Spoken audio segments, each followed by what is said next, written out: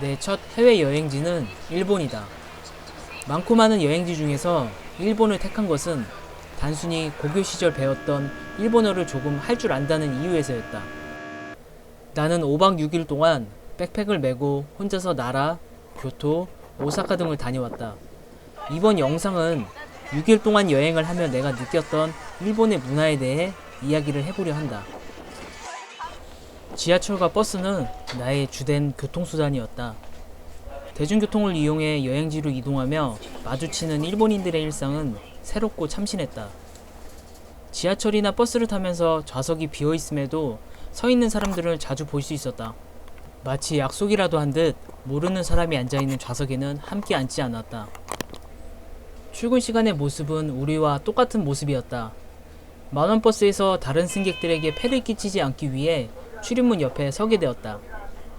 다음 정거장에서 학생들이 우르르 버스에 올라탔지만 출입구 근처에 있는 나 때문에 들어가지 못한 채 몰려 있었다. 우리나라였다면 잠시 지나가겠다고 말하거나 혹은 비좁은 틈을 비집고 들어갔을 텐데 그 학생들은 절대 말하지 않고 나를 바라만 보고 있었다.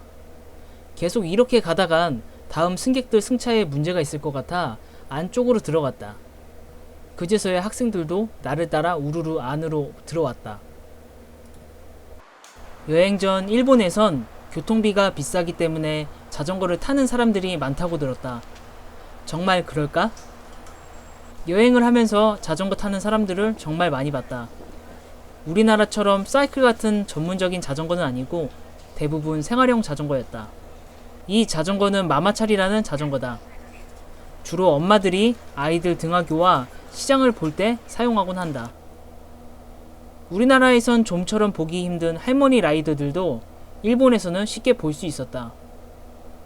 비가 오는 날에도 우산과 우비를 쓰고 자전거를 타고 있는 일본인들을 보며 그들의 자전거에 대한 사랑을 느낄 수 있었다.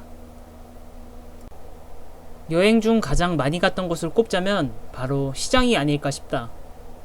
이곳은 텐진바시 시장이다. 무려 지하철 4개역 정도의 구간이 전부 시장으로 이루어질 정도로 오사카에서 가장 큰 규모의 시장이다. 우리에게 시장이란 단순히 물건을 판매하는 곳이지만 일본의 시장은 물건뿐 아니라 문화를 판매한다는 느낌이 강했었다.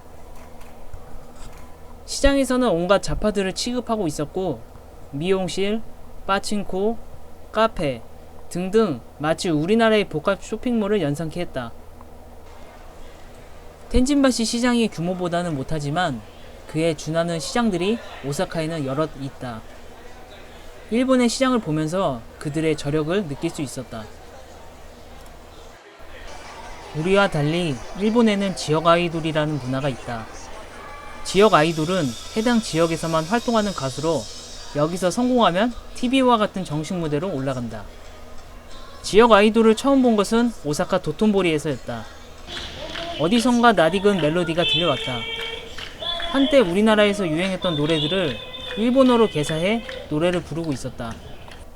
정식 가수라고 하기엔 부족하지만 그래도 이들을 쫓아다니며 함께 노래와 춤을 부르며 사진을 찍는 열성 팬이 있을 정도다. 길을 거니다 우연히 지역 아이돌 팬 사인회를 목격하게 되었다. 나도 사인을 받아볼까 줄을 서봤지만 좀처럼 줄어들지 않는 줄에 그만 포기하고 말았다. 내 일본어 실력은 형편없었다. 불행 중 다행은 약간의 한자와 히라가나를 읽을 수 있고 기초적 문법을 알고 있다는 것이었다. 여행 5일차, 나는 일본의 전통 인형극을 관람하기 위해 국립 블라크 극장으로 향했다. 불행하게도 내가 방문했던 날에는 인형극 대신 다른 공연을 상연했는데 극장 앞에는 아침부터 벌써 줄이 길게 늘어서 있었다. 기다리는 중 앞에 있는 할머니에게 번역기를 통해 여기가 공연 관람 대기줄이 맞는지 물어봤다. 일본어로 뭐라고 하는데 나라라는 단어를 듣고 이곳이 줄이 맞다는 것을 겨우 이해하게 되었다. 극장 개장 시간이 되어 극장 안으로 들어갔다. 극장 안 매표소가 보여 영어로 극장 티켓 구매 여부를 물었더니 무료라는 답변을 얻었다. 공연장으로 들어가기 위해 계속해서 줄 서 있는데 조금 전 공연 관람줄을 물었던 할머니가 나를 보시더니 다가왔다.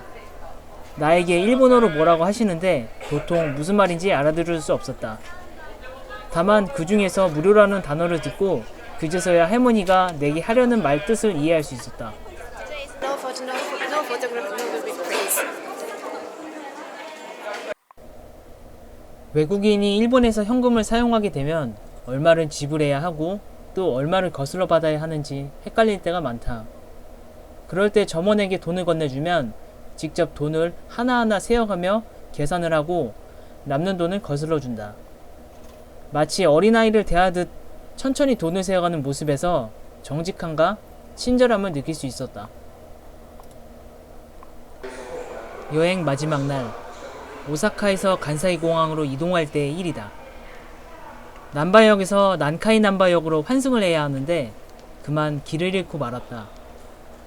영무원에게 길을 물었지만 우리나라로 비유하자면 지상 서울역과 지하 서울역처럼 너무나 복잡한 구조였기에 길 찾기는 더욱 어려워져만 갔다. 밖으로 나와 스마트폰 GPS로 길을 찾아보려 했지만 위치를 못 잡고 빙빙 돌기만 했다. 비행기 시간까지는 그래도 조금 여유가 있었지만 어느새 마음이 조급해져만 갔다. 때마침 주변 지하도에서 올라오던 일본인에게 영어로 난카이 남바 스테이션이라고 외쳤다. 그러자 계단을 허겁지겁 올라오더니 영어로 가는 길을 알려줘 무사히 간사이 공항에 도착할 수 있었다.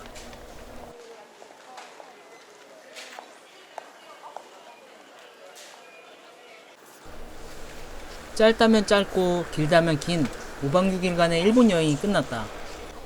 일본의 시장과 오사카 도톤보리강 주변의 대형 간판들을 보며 그들의 저력을 느낄 수 있었고 우리나라에서는 좀처럼 보기 힘든 배려와 양보, 친절함 속에서 그들의 선진화된 의식을 동경하게 되었다. 때문에 나는 여행이 끝난 뒤로도 한동안 일본 아리를 할 수밖에 없었다.